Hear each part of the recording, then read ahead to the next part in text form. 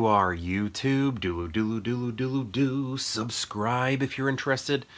Also, no pressure, but if you do, I greatly appreciate it. Hey, it's time to head to our Halloween Advent calendar, our countdown to Halloween, to find out what movie we are watching today. So let's go check that out. October 16, what are we watching today? What is that? Crow. The Crow. It's been that movie. I'm so excited to watch it so it can like stick in my brain. I can never remember what it's like. The Crow. So The Crow. This is a movie I have seen maybe once or twice, but it's been a very long time. And I was like, you know what? I need to rewatch this because I was pulling it for random rankings and just having a tough time remembering how to like talk about it. I just didn't know. I was like, I don't know, Ernie Hudson's in it, and I don't know. I just didn't have much to say. There wasn't like much memory of that movie, so I wanted to rewatch it. So we decided to put it in the calendar, and I'm glad we did because I was remembering a lot of the reasons why I did like the movie.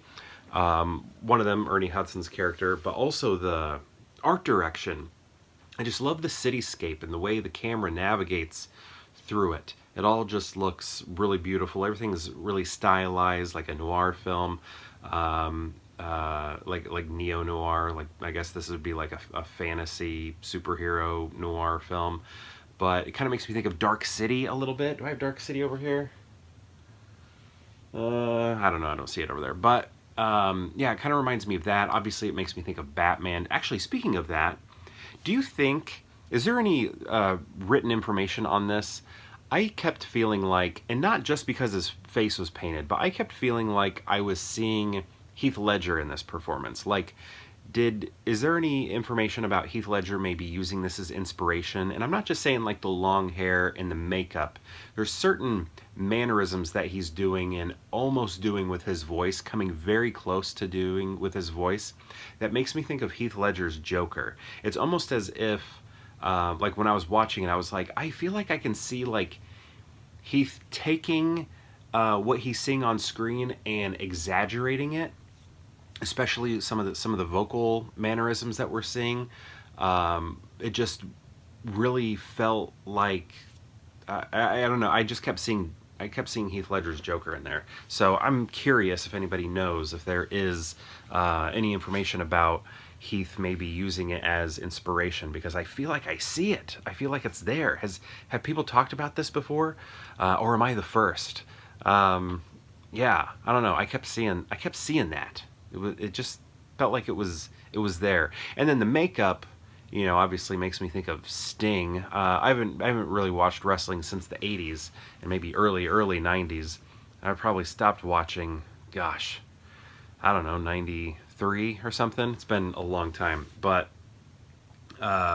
you know, I've been able to keep up, and you know, Sting, barely keep up. Like when I was a kid, like Sting, when a little kid, when I watched, Sting wore bright colors on his face, but then, you know, he went all white with the Crow makeup, basically. So, you know, that comes to mind also. And even, gosh, what's his name? Jared Leto's Joker a little bit, but I think that's more coming from just the sparseness of the makeup. I haven't seen him as Joker enough to really know if he was using that as inspiration or not. But the Heath Ledger thing, I feel pretty confident he may have used this as inspiration. So yeah, for me, the main things, it's a really nice love story too, this movie. Like when you think about it, that's the drive for it all. Really, it is. There are a lot of villains to sift through in this movie. Picking them off one by one before we get to the main boss at the end, who I know mostly from, well, he's the guy that was originally supposed to be Aragorn, right? If I remember correctly. Isn't that him? Was it supposed to be him or Dorian Gray from the League of Extraordinary Gentlemen? One of those two guys. But anyway, what I know him best from is when he plays Rene Ricard in the movie Basquiat. So that when I see him, that's what I think. But I also remember he was in the movie Nope recently. But yeah, so we eventually get to him. Also, Candyman was in it as that guy's like right hand man, and gosh, who else? And then yeah, you just had kind of a scattering of other bad guys in there. Oh, and then the one from Miller's Crossing. If you've ever seen Miller's Crossing, that Coen Brothers movie, that Miller's Crossing is like another. Speaking of The Crow and Miller's Crossing, maybe it's this actor. Miller's Crossing is a tough one. I have remembering after I saw it, and I watched that movie twice in one day because I watched it and then I was just like, I don't know what I just watched. Like it washed over me rather than me absorbing it. So I watched it again. I think I've seen that movie 3 times, 2 times in one day, and then one other time separately. And it's like the movie just vanishes. That's like the Coen Brothers film that will not stick. And again, the Crow was sort of that way. So I'm hoping that this viewing really keeps it in my brain so that I can remember it better and speak upon it more if I were to pull it again for a random ranking.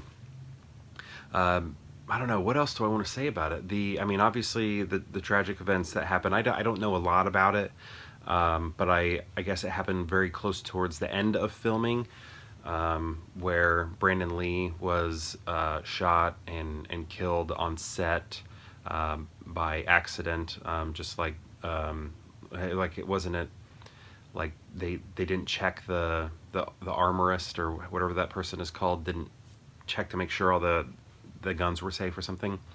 So that obviously is always kind of hovering over this movie, especially when you're thinking about, because he heals from wounds very quickly, so we're watching him get shot many, many times in this movie, and every time that happens I feel like we're thinking about that. But again, the art direction for me is where it's at with this movie. When that crow is just soaring back and forth through those buildings, I love it. That apartment is so cool. I don't know, I'm pretty sure it was making me think of things too that I'm not thinking about right now. I don't know, they're not coming to mind. Ernie Hudson, man, I know I've already talked about him a couple times, but just, I don't know, I really like his, I like that, I mean, he and Venkman, Zeddemore and Venkman were always my favorite Ghostbusters, and I always felt like he didn't get enough play in those movies. He needed to be in them more, and I especially loved him in the first one. The second one, I feel like he was written a little differently, so I wasn't as into his character in that one. But I just love that he is a Ghostbuster, and then like this movie is like this cult classic. It's very much within like the canon of cult classic films, or I know a lot of people that really like this movie, and I just love that he's a part of it, like forever. Like people are going to be watching The Crow, in preparation for Halloween, and they're going to see Ernie Hudson, and I love that. And if they're watching also Ghostbusters, they're seeing Ernie Hudson. If they're watching both Ghostbusters, if they're watching Afterlife, they're going to see him like 4 times before Halloween, and I just think that's so great. And if you watch, isn't he on Oz? I didn't watch Oz, but I know that show is considered like one of the greatest television shows ever put to television. So I don't know. I love that he's a part of these very iconic things, and Miss Congeniality also.